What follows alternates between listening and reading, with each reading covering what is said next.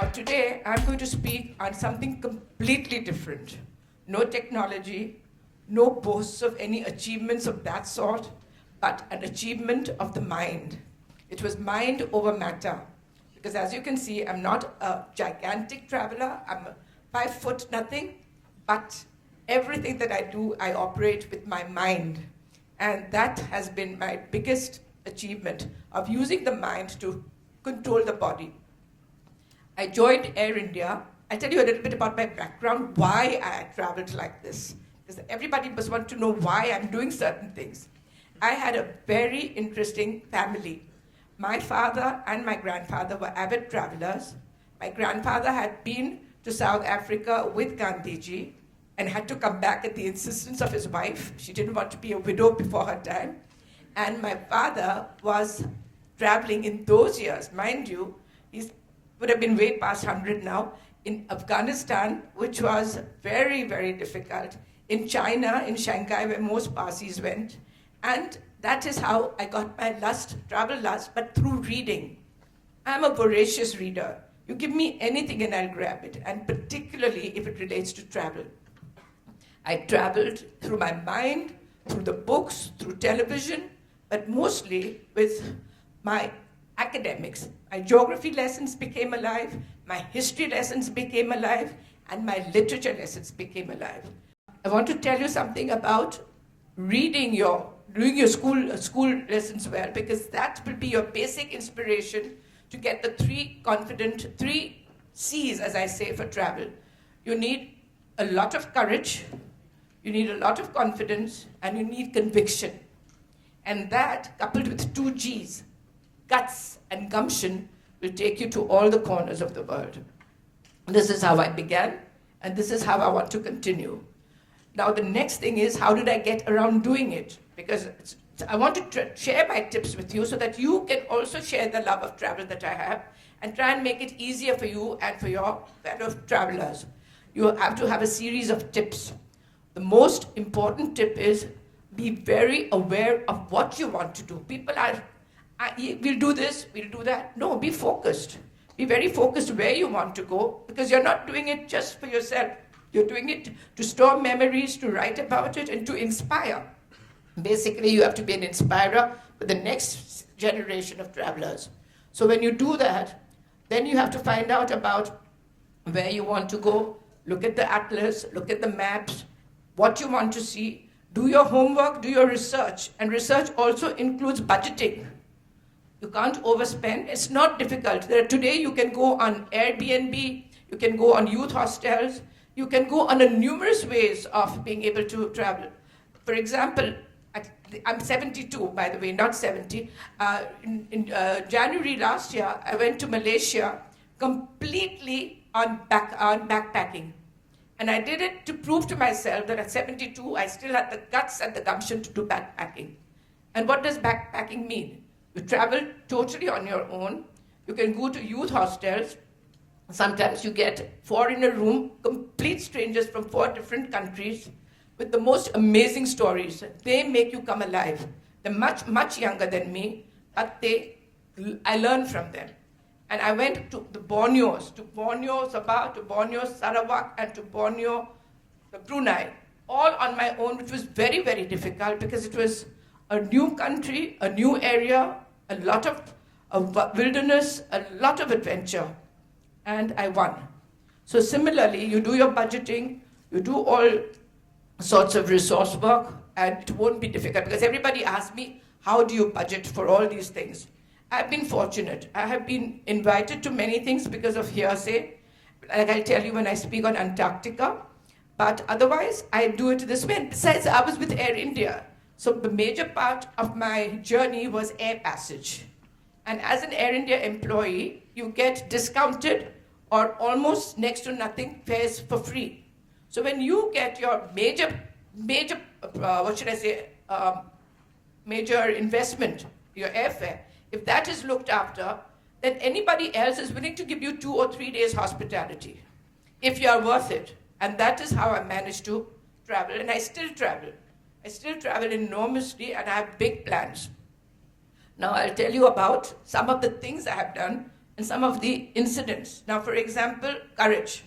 My courage has been tested time and again, especially when I was in Papua New Guinea, and some of you may not even know the location, but it was the headquarters of World War II, and it had a lot of sea battles. I was in an island, and in that island, it rained so heavily the night before that all the airport seals broke, and you couldn't get out of the island, you couldn't get in. And how I had to face time getting out of the island, you know? So this is something that you need courage to. It's an unexpected adventure. I was in the remote areas where pygmies are in the Congo, and I stayed with them. But how did I get to the point of Ituri forest, which was absolutely not even seen on any map? That was a lot of courage, because I walked, this was in Zimbabwe, and there were lots of Aga Khanis who used to have stores in the little villages, who used to supply in the stores, in the rainforest areas, basics like soap, powder, shampoo, toiletries, whatever. And one man used to carry them every fortnight or every week. He was a huge 6-footer African. And I was introduced to him, and they traveled overnight. That would you be comfortable traveling with this man all through the night so that you cover maximum distance, and he'll deliver you to the village where they will look after you. And I said, sure. And we had such a lovely time because it was late at night. The first thing I did was I put my handbag into his hands. I said, you are the custodian of whatever I have. I trust you, so please, you trust me also. And I said, if I go to sleep on your neck or on your back while I'm driving, forgive me this intrusion. And he didn't take anything from me. He would have guarded me with his life if necessary, because I trusted him. So the most important thing I want to tell you is the element of trust and the element of waiving of suspicion. If you have no trust, and if you're suspicious, it smells. It smells to the other person. You may not believe it, but it is true. I have never, ever suspected anybody. I've always lived on trust, and I've never been betrayed. The long and the short is, I got there, and we had a little handcart which they had to deliver all the goods to. So it became empty, and all the little baby pygmies jumped into it to take a ride. They've never been in that. And we gave them lots of face powder.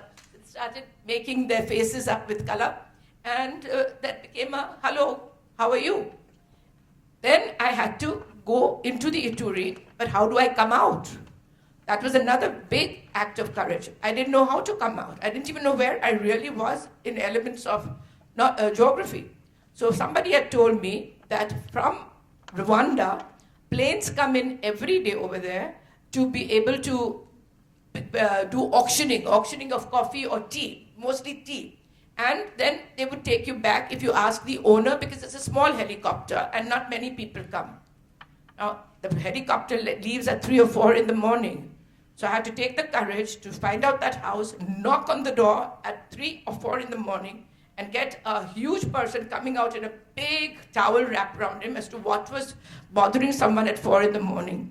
And I explained to him that I had no choice. Either I have to wait for someone to bring me back, or take a hop on your plane and get to Kigali.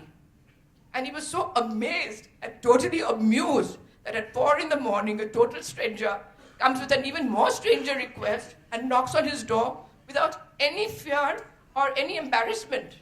So I said, sure, I'll be happy to take you on your way forward. So these are the things you have to, that's why I say guts and gumption. I could relate a whole lot of things. Now the next thing was, one was courage, one was conviction of your ideas, your conviction of your own self, you believe in yourself. And the third was, I can't get the third right now, the 3 C's. Confidence, oh my God.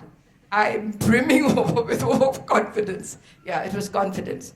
You have to be very, very confident of being able to approach strangers. And total strangers with no language, hand and eye speak. All the time it's hand and eye speak. And I found that people could enjoy those days when you had soundless movies. There were no sound.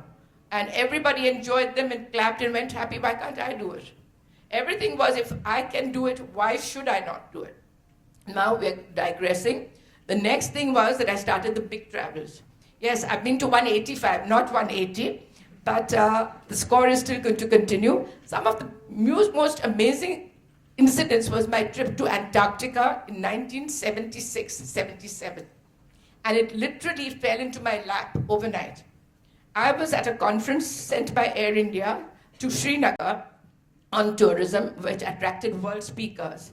And one of them was Mr. Lars Erik Lindblad, the world-famous Swedish person who owned the Lindblad Explorer, which went right around the globe to the most inaccessible areas. And through him, I've done many voyages, like discovering the Komodo dragon and things like that. And he was taking a voyage to Antarctica in December of 76 and continuing into January of 77. And over the dinner table, he says, Meher, you've already been with my company to Mongolia and to the Silk Route of Central Asia. Would you like to go to Antarctica? Now, talking on a hot day about Antarctica was, a bolt out of the blue. The first thing was, how many warm clothes would I need? What would I do for visas? So many things. I said, but sure, I'll do it. It's simple. Just tell me how. So he laughed. He says, I like your courage. I'll give you the trip free, provided you land on the ship at that date. And you will get a cabin free, no charges. The only thing I'll take from you is $100, which will be your insurance in case something medically goes wrong. This was in 76. But I was very bold, but I wondered how I would get there. Then I decided that I would use Air India's office to fly to Nairobi. From Nairobi, I would fly to Dar es Salaam. And from Dar es Salaam, I would have to fly to Madagascar to board the ship. And all this had to be on strict timing. You miss and the ship sails.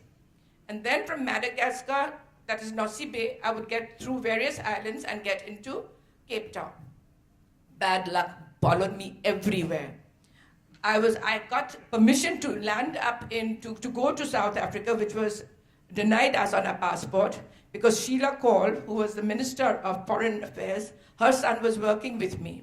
And he told his mother that she has to be given a cancellation and put a visa stamp for. So I got a passport stamp, permitted to go to South Africa. But I didn't have anything from them. And I couldn't communicate with South Africa. And I didn't have anywhere where I could get a visa, because Africa, most of Africans denied South Africa, and so did India. So then, since I didn't hear from them, I flew to Réunion, a little island which had connections with South Africa, but they couldn't do anything. Then I said, do or die. I told the people in Mauritius, I'll fly with the condition, a sworn affidavit, that I'll get deported if I have to, with no charges to you. But you let me go. And they were happy. So I went and got down at Johannesburg airport, because that was the first port of call. And somebody came, the police and the immigration, to ask me, and they said, would you like to step down? And what they thought would be a person behind bars, they became my best friends when I told them about the problems I had. And they said, not at all. We'd be very happy to welcome a visitor like you with your tenacity. We'll stamp your visa on a piece of paper.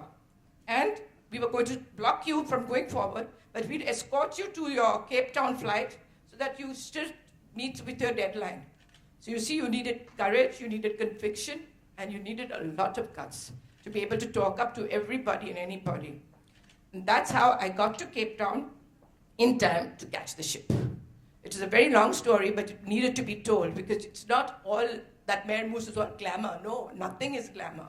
It's a lot of hard work. Getting visas is another very interesting thing.